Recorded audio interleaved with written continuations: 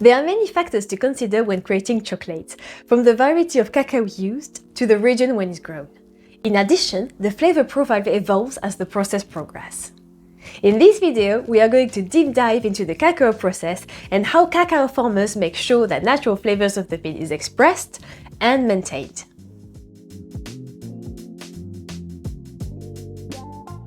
The cacao harvest is an essential step in the flavor development process.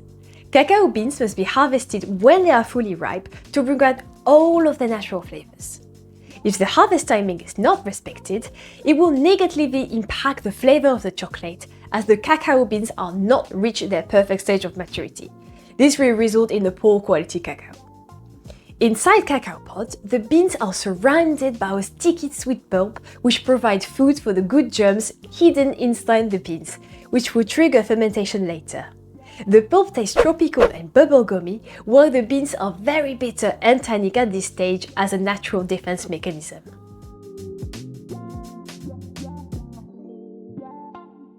Fermentation is an integral part of the cacao productions as it plays a major role in the flavors of the resulting chocolate.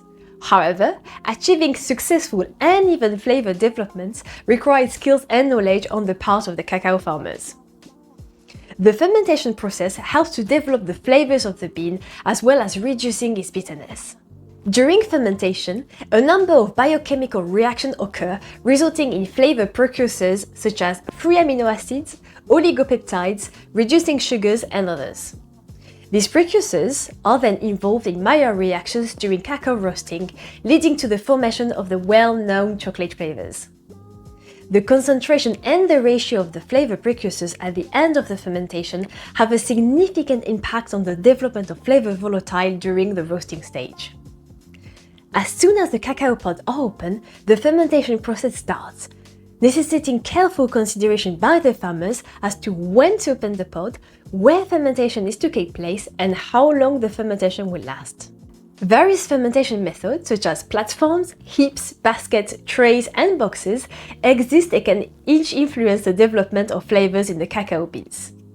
You can discover how each step of the cacao process is essential to produce the highest quality cacao bean in one of our other videos.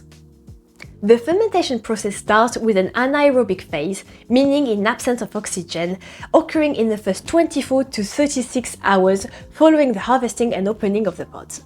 This exposes the beans and pulp to numerous microorganisms. Yeast, bacteria, such as lactic acid bacteria, acetic acid bacteria, and bacillus species, and fungi are among the organisms involved in the process. Sugars, like sucrose, glucose, and fructose, are converted to ethanol through alcoholic fermentation, catalyzed by the yeast. It's exactly the same during brewing. During the anaerobic phase, sucrose is partially broken down to reduced sugars, protein because peptides and amino acids, and polyphenols are hydrolyzed and oxidized. Towards the end of the second phase, lactic acid bacteria are replaced by acetic acid bacteria, which oxidize ethanol to acetic acid, hence the vinegary smell. This process heats up the cacao around 45 to 52 degrees Celsius, which is important for the development of flavors. The amount of flavor precursors and therefore quality of cacao can vary greatly depending on the fermentation method, length, speed, pulse storage, and cacao variety. For instance, box fermentation involves stirring the beans daily for even fermentation, reducing mold risk and increasing oxygen level. This increases the aerobic phase of fermentation, leading to more acetic acid in the beans, making them potentially taste more acidic. To limit this, cacao farmers may shorten the fermentation time and reduce the amount of turnings. Fermentation has a huge impact on the cacao flavor profile. And under-fermentation creates a lack of flavor with some medicinal and woody notes. The cacao is tannic and bitter. And over-fermentation will bring some meaty, sweaty, yeasty or cheese notes. An uneven fermentation will create a mix of oat notes like farmy or putrid. And no fermentation at all will result in a lack of flavors with a bitter and astringent bean. However, some cacao beans do not need or need very little fermentation, such as some Mexican Criollo varieties. Check out the description box below where I give you some examples of fine chocolate to try. The beans are then dried in a controlled environment to reduce their moisture content, which helps prevent mold growth and preserve their flavors. These stays also play a significant role in reducing bitterness, astringency and acidity of the cacao bean, as well as developing their characteristic brown color. It is important to aerate and dry the cacao beans properly.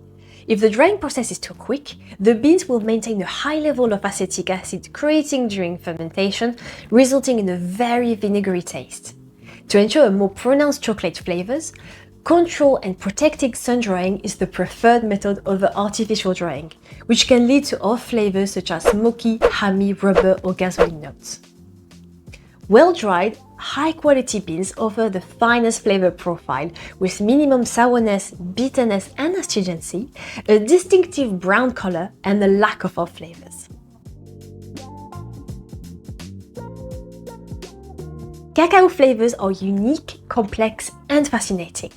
As we have seen, there are a multitude of factors like chemical and biological that contribute to the ultimate flavor character of the cacao beans and therefore to the final chocolate. Thank you so much for watching. Don't forget to subscribe to our channel if you haven't done already, and I will see you in the next video. Bye!